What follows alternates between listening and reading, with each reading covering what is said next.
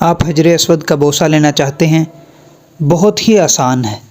آپ کو ایک کام کرنا ہے کہ اذان سے کچھ منٹ پہلے آپ کو طواف شروع کرنا ہے اور بالکل حجر اسود کے قریب سے ہو کر گزرنا ہے۔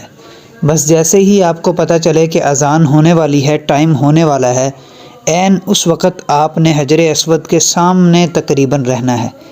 تو شرطے جیسے ہی اذان شروع ہوگی تو سب کو وہیں پر روکیں گے اور وہاں پر صف باندھیں گے۔ تو آپ فرنٹ پر بیٹھ جائیں۔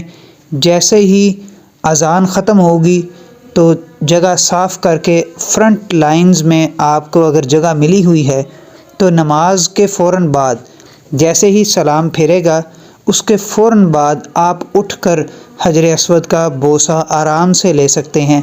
یہ ایک آسان طریقہ ہے حجر اسود کا بوسہ لینے کا۔ اس کے علاوہ اگر آپ حتیم میں جانا چاہتے ہیں تو اس کا بھی یہی طریقہ کار ہے۔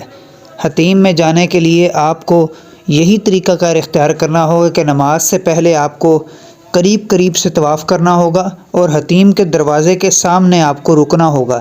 جیسے ہی اذان شروع ہو آپ پہلی صف کے اندر بیٹھ جائیں، یا اذان شروع ہونے سے پہلے ہی آپ بیٹھ جائیں۔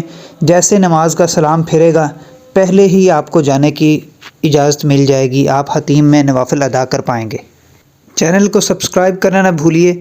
Thanks for watching. اللہ حافظ۔